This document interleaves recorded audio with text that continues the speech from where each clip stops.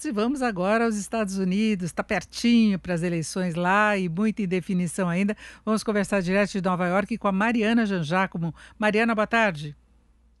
Oi, Denise, boa tarde a todos. Pois é, tá chegando, né? Faltam 8 dias para as eleições e olha, 60 milhões de americanos já votaram, viu? Há 8 dias das eleições, 60 milhões de votos por causa do período de votação, período antecipado de votação que existe aqui nos Estados Unidos. E esse número, na verdade, esses 60 milhões de votos, é um número maior do que o total de votos no período de votação antecipada de 2016, ou seja, faltando 8 dias, a gente já ultrapassou o número de pessoas que votaram antes do dia oficial em 2016. Então, os americanos estão muito interessados, sim, nessas eleições, e os analistas esperam uma participação recorde neste ano.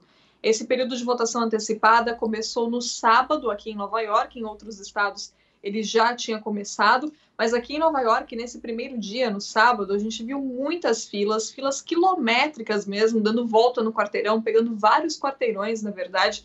Eu tenho amigas que votaram no Brooklyn e ficaram 2 horas e meia na fila para votar. E teve muita reclamação aqui dos americanos dizendo que são poucos os lugares de votação. E aí, por isso, concentra muita gente, porque as pessoas que estão preocupadas em votar, elas querem realmente votar antes, para ter certeza de que vão conseguir, né? Já que o dia 3 de novembro, o dia oficial da votação, não é um feriado nacional. Então, as pessoas ainda têm que trabalhar, e aí pode ficar difícil se todo mundo for no mesmo dia. Por isso, esse período antecipado.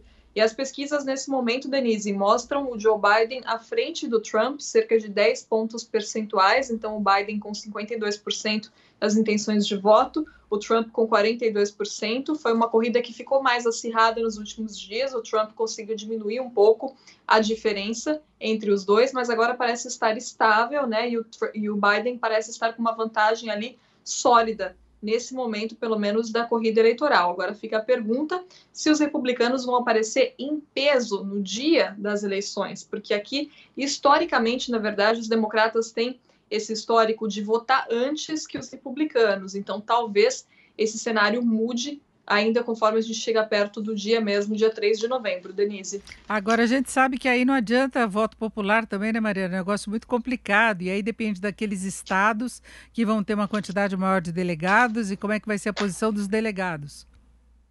Exatamente. Na verdade, o que vai definir mesmo a eleição são os resultados de 6 estados, basicamente, que são os estados campos de batalha, né, onde qualquer um dos dois pode ganhar, que são os estados, por exemplo, a Flórida, o Arizona, a Pensilvânia, são os estados em que os candidatos estão de olho, porque aqui o que acontece? Tem o sistema de delegados, então cada estado tem uma quantidade de delegados que é proporcional à população desse estado.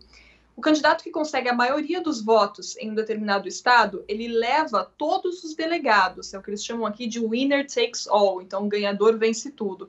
É assim, tirando 2 estados, que aí tem um sistema mais de representação proporcional, mas em todos os outros estados norte-americanos é assim que funciona. O candidato ganha a maioria dentro de um estado, ele leva todos os delegados daquele estado.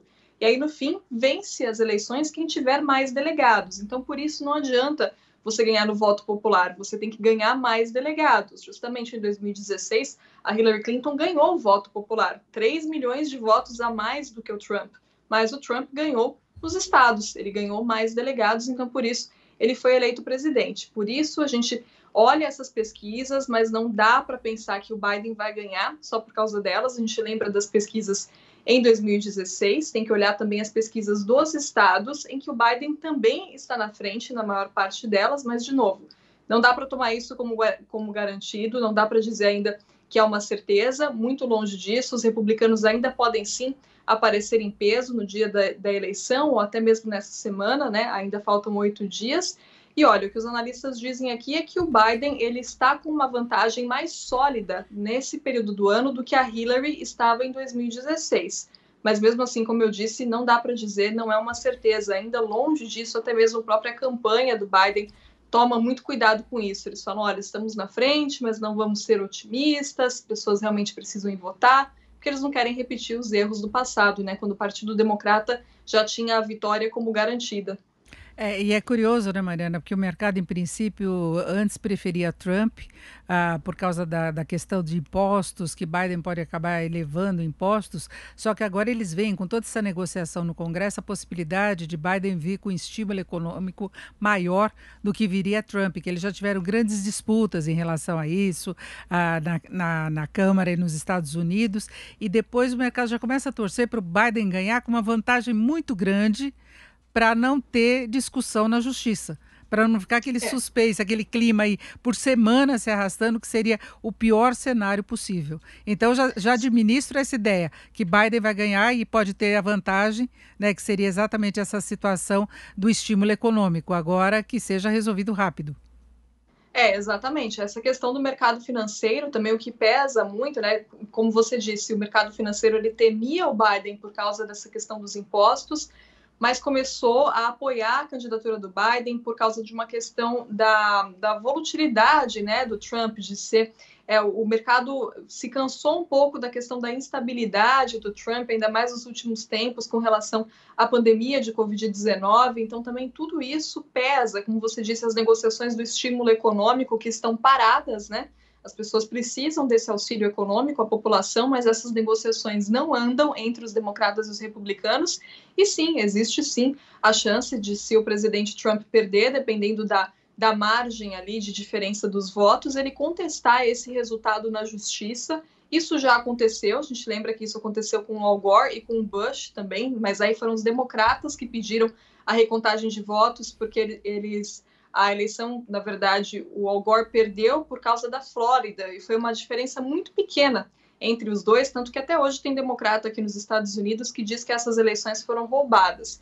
E aí isso acabou se arrastando, é realmente um período complicado para o país, e isso pode acontecer novamente, sim, nesse ano. Isso pode acontecer e pode ser muito complicado para os Estados Unidos. E lembrando, né, que hoje o Senado aprova a nomeação da juíza Amy Coney Barrett, indicada pelo Trump para a vaga da Suprema Corte. E se houver qualquer disputa sobre o resultado das eleições, isso vai para a Suprema Corte, que aí deve ter, então, uma maioria conservadora bastante confortável, de 6-3. Então, se isso acontecer, vai para a Suprema Corte, mas aí vai ser super complicado realmente para o país. Isso pode se arrastar ainda por meses, viu, Denise?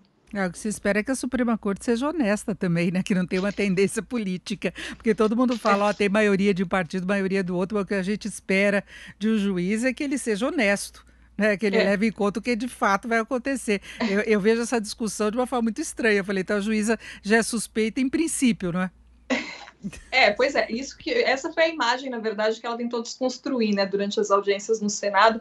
Ela até evitou se posicionar assim de uma forma que causou até estranheza, porque outros juízes já se posicionaram de forma bem clara, inclusive a própria Ruth Bader Ginsburg, né, que deu lugar para Amy Coney Barrett, né, que morreu. Então Amy Coney Barrett deve ir para a vaga dela. Na audiência dela, nas audiências de confirmação, a Ruth Bader Ginsburg ela se posicionou de maneira muito forte sobre alguns assuntos, mas essa juíza Amy Coney Barrett, ela evitou se posicionar justamente por isso, acho que para não mostrar ali um viés político. E vale lembrar que o Trump ele já tem a maioria na Suprema Corte, ele já indicou 2 juízes, mas nem sempre isso deu a ele a vantagem. Os juízes já votaram contra o que ele queria diversas vezes, em vários casos, porque tem juízes que votam pelo precedente, né? Então, como o próprio chefe do Supremo, o John Roberts, da Suprema Corte, ele é uma pessoa que vota muito pelo precedente, não por qualquer outro motivo. Então, ter a Amy Coney Barrett seria uma maioria mais confortável, uma situação mais confortável para o Trump, principalmente nesse caso